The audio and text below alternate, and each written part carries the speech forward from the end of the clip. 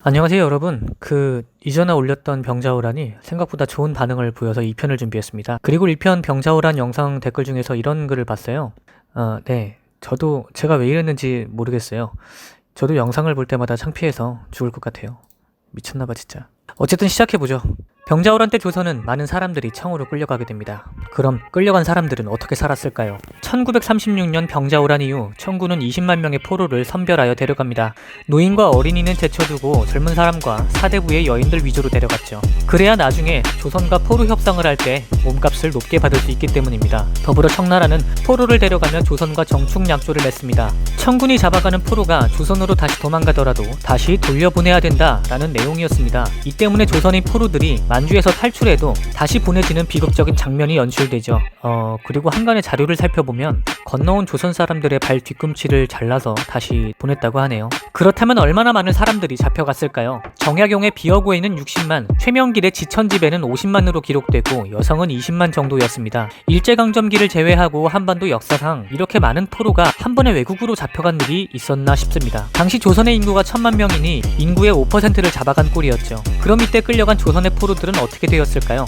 이들은 청나라의 수도 심양으로 끌려가게 됩니다. 기술자는 나름의 대접을 받았으나 일반 남자는 청나라에게 징병되거나 머슴이 되었고 여자는 첩으로 팔려가게 됩니다. 나머지는 조선인 매매시장에서 청나라 사람들에게 노예로 팔려나갔죠. 노예시장에서 거래되던 조선인들의 가격은 남자는 한 사람당 5냥이고 여자는 성냥, 양반은 아무리 높아도 10냥이 안 되었습니다. 그러나 돈 많은 사대부들이 자기네 가족을 빼오려 높은 값을 먼저 치르면서 가격이 천정부지로 올라가게 됩니다. 그 예로 영중추부사 이성군은 아들을 위해 1500냥을, 영의정 김유는 딸을 위해 1000냥을 내고 조선으로 데려오게 됩니다. 이에 따라 가격이 엄청나게 올라가면서 일반 서민들은 가족을 빼올 수 없게 됩니다. 참고로 당시 쌀 한 가마니는 단냥이고 농촌 하루의 품값이 한 냥이었습니다. 상황이 이렇게 되자 국가가 나섭니다.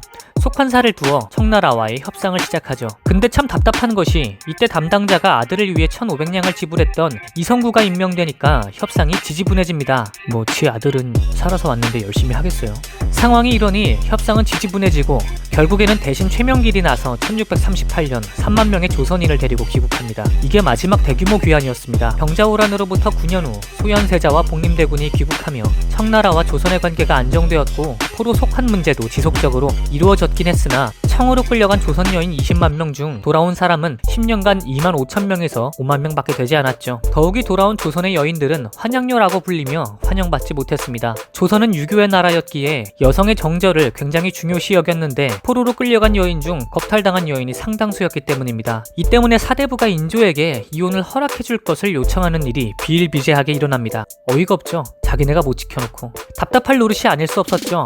이런 환양녀 문제는 임진왜란 때도 있었습니다. 당시 선조는 음탕한 행동으로 절개를 잃은 것이 아니니 아내를 버려서는 안 된다고 어명을 내렸었습니다. 그러나 인조는 왕권이 취약하여 그와 같은 결정을 쉽게 내리지 못합니다. 그렇다고 아예 방치한 것은 아니었죠. 결국 대책을 강구한 것이 환양녀들이 강에서 몸을 깨끗이 씻으면 심신을 모두 정화한 것으로 보고 집안에서 따뜻하게 맞이하도록 하는 전교를 내립니다. 받아들이지 않는다며 국법으로 다스린다는 어명까지 내놓으며 환양녀를 천대하는 세태를 금하려 합니다. 근데 사대부가 왕의 말을 들을까요? 환양녀를 받아들이긴 했으나 이때뿐이었습니다. 이혼을 허락해달라는 상소는 끊임없이 이어집니다. 그럼 평민의 여인들은 어땠을까요? 사대부는 이혼을 하려면 임금의 허락을 맡아야 됐지만 평민은 그럴 필요가 없었죠. 환속한 아내나 며느리를 헌신짝처럼 버리는 경우가 흔하게 생겨납니다. 그럼 버림받은 환양녀는 어디로 갔을까요? 대부분 죽거나 신분을 숨겨 다른 고을로 도망가게 됩니다. 안타까운 일이 아닐 수 없었죠. 조선이 받들었던 유교는 인간의 도리를 추구했고 삼강오류는 인간이 지켜야 할 윤리를 강조했으나 조선은 환양녀에 대한 도리와 윤리를 지키지 못한 나라가 되고 맙니다.